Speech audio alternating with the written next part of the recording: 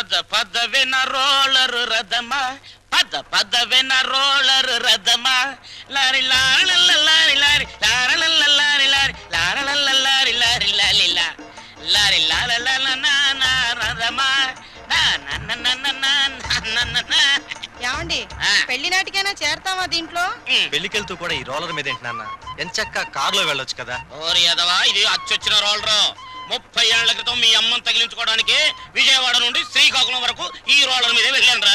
వచ్చారులేండి, ముహూర్తం అయిపోయిన 3 నెలలకు వచ్చారు. ఆ ముహూర్తానికి మా అక్కకు పెళ్లి అయిపోయి నేను బుక్ అయిపోయాను. సెటప్ అయిపో. నన్నేమనంటే అప్పుడం అయిపోతావే అన్నవరనుకుంటున్నావే. జై కామరాజు వడయార్ అంటే మైసూర్ రాజేష్ ఆఖరి వంశం అన్నమాట. తాతలంతా ఏనుగులు ఎక్కారే. ఏనుగులు అయితే మేత బొక్కని ఏనుగుల మేసిన నీ రోలర్ మెయింటైన్ చేస్తున్నాను. పిచ్చిదానా.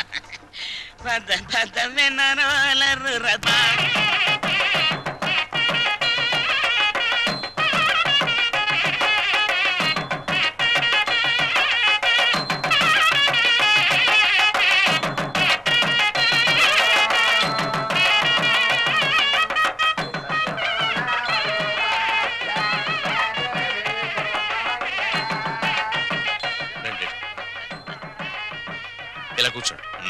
ఎక్స్క్యూజ్ మీ, ఒక్క నిమిషం. నమస్కారం. నమస్కారం, కూర్చోండి. బాగున్నారా? 2 లక్షలు. బాబు, నువ్వు వెళ్ళి పని చూసుకో.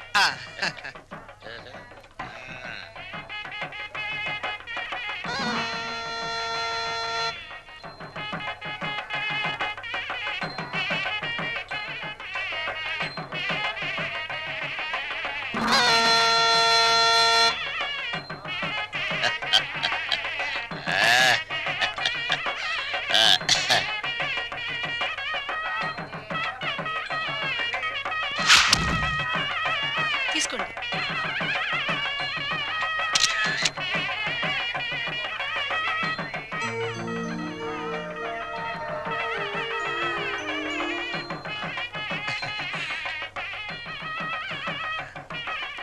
అమ్మా ఒక్కసారి.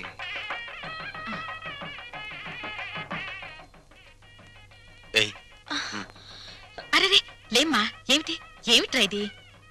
అమ్మా నాన్నల మాట విని చెడ్డగా ప్రవర్తించాను, నన్ను క్షమించండి అత్తయ్య. బుద్ధి వచ్చింది. బాగా బుద్ధి వచ్చిందా? నువ్వు ఊరుకోరా, అవే మాటలమ్మా. ఏదో చిన్నతనం, నిన్నంత మాత్రం అర్థం చేసుకోలేనా? పిచ్చి పిల్ల, లోపలికి వెళ్ళదానరా.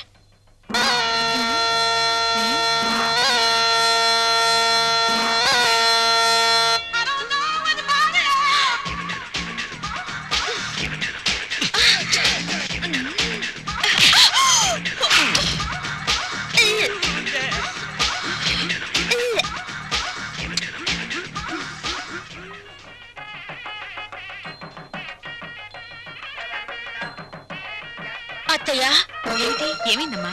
తప్పుల మీద తప్పులు చేసి మావయ్య గారి మొహం చూడాలంటేనే నాకు తల తీసేసినట్టుంది. రాణి, నాకు రంగ అసలు వరుస కన్నయ్య, మరో వరుసకి బావా. ఇప్పుడు ఆయన ఏమని పిలవాలి? రంగా అని పిలువమ్మా. ఆహా,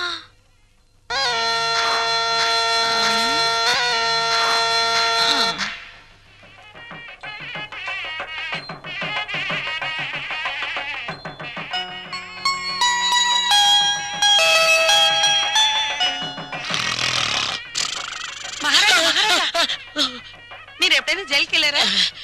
ఒకే ఒక్కసారి ఒకే ఒక్క రోజు వెళ్ళాను. అది నా రోలర్ కింద పంది పిల్ల పడితే. అక్కడ కోడికల కొండలరావుని చూసారా? ఆయన ఎవరు? నా మొగుడు. ఆ ఈ చాలు గాని ఇంకా చూసుకోండి. ఏంటది? పెళ్ళి.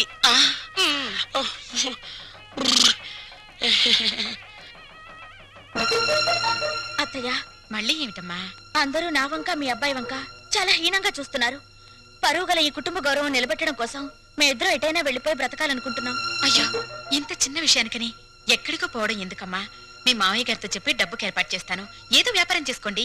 ఉమ్మడాస్తితో వ్యాపారం చేసి రేపు పొద్దున దివాళా తీస్తే ఆ భారం మొత్తం కుటుంబం మీద పడుతుంది. అందుకని ఇద్దరి కొడుకులకి చెందవలసిన ఆస్తి ఎవరిది వారికి పనిచేస్తే మీకే బాధరబందీ ఉండదు. దీన్ని తగల పెడతానికి పెద్ద దివిటి అక్కర్లా, చిన్న అగ్గి పుల్ల సాలు. ఆ అగ్గి పుల్లే నీ కోడలు నా కూతురు అన్నమాట. కదత్తయ్యా.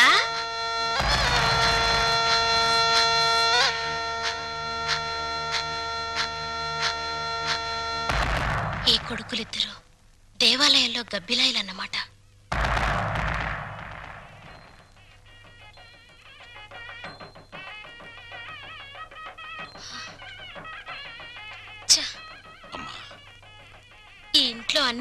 జరుగుతున్నాయి నాన్న. ఏమైందమ్మా? మా మరిది ఆస్తిలో వాటా కోసం ఏవేవో ఎత్తులు వేస్తున్నాడు. ఈయన వరుస కూడా పంపకం మీదనే ఉంది. అంతేనమ్మా, తల్లిదండ్రులు చూసేది పిల్లల పెంపకం, పిల్లలు చూసేది ఆస్తుల పంపకం. ఛ! మా మరిది చాప కింద నీరైతే ఈయన జేబులో తేల్లా కనిపిస్తున్నారు.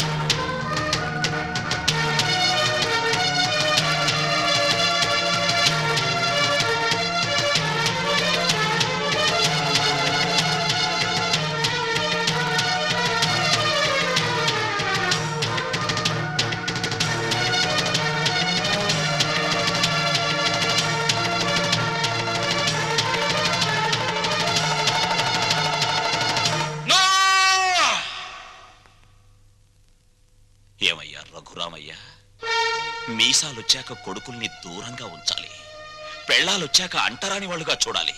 అది చేతకాక నా కొడుకులు, నా బిడ్డలు, నా సంతానం అని పట్టు కూర్చుంటే వాళ్ళు మాత్రం ఎంతకాలం ఊరుకోగలరయ్యా? పాపం అమాయకులు కాబట్టి, పెళ్ళాల పైట చెంగుల్ని పాము పడగలడుకుని భయపడే పసిపిల్లలు కాబట్టి ఇన్నాళ్ళు ఆగారు. ఇప్పుడు అడుగుతున్నారు. అడిగితే కాదనడానికి నువ్వెవరివయ్యా? పంచు పంచు ఆస్తుల్ని. రంగా, నువ్వు కూడా. పెద్దోడు చిన్నోడు చెప్పిందే కరెక్ట్ అంటున్నాను. చెప్పింది చేసి నీ పెద్దరికం కాపాడుకో. రే రంగా, నువ్వు వాడితో చేరి నన్ను వెన్నుపోటు పొడుస్తావురా? పెద్ద పెద్ద వాళ్ళకే తప్పట్లేదు వెన్నుపోట్లు, నువ్వెంత? ఇప్పుడు నువ్వు ఆస్తి పంచకపోతే రేపు నీ కొడుకుల మాటల పోట్లు, కోడళ్ల చేతి పోట్లు, కోర్టుల నోటీస్ పోట్లు, పోట్లు అన్ని పోట్లే, జాగ్రత్త.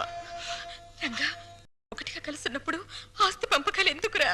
అమ్మా, ఈ చేతి వేళ్లున్నాయి, ఇవి అన్నం కలుపుకోవడానికి, తినడానికి, కడుక్కోవడానికి కలిసి ఉంటాయి. తిన్నాక వేటికవే నీకు నువ్వే నాకు నేనే అని మళ్ళీ మళ్ళీ దూరం అవుతాయి. నీ శరీరంలోని భాగాలే ఒకటిగా ఉండనప్పుడు నీ కడుపులో పుట్టిన బిడ్డలు మాత్రం ఒకటిగా ఎలా ఉంటారు? ఎందుకు ఉండాలి? రంగా, ఎందుకురా అందరూ కలిసి ఆయన్ని చిత్రహింస చేస్తున్నారు? అమ్మా, చిన్న కొడవలు ఆపేసి భోజనానికి రండి. ఏ విషయం తేలేదాకా మేమెవరం భోజనాలు చెయ్యం. రండి.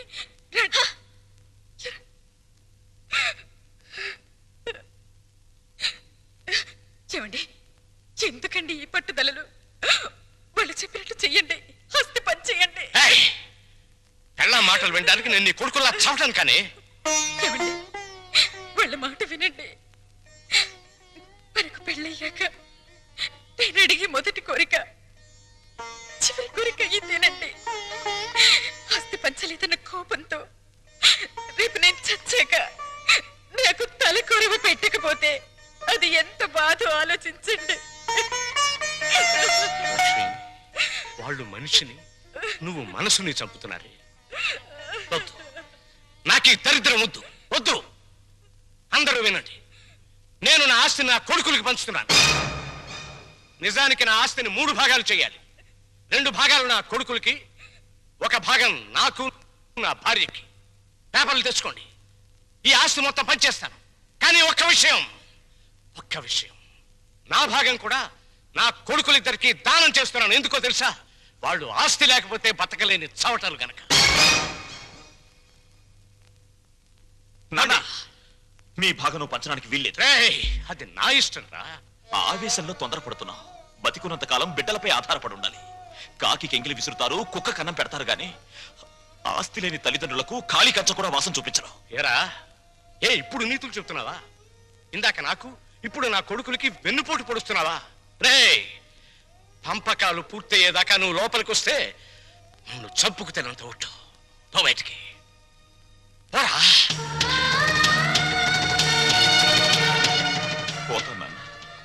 పోతాను, కానీ నేనేం చెప్పాను, ఎందుకు చెప్పానో కాస్త ఆలోచించుకో.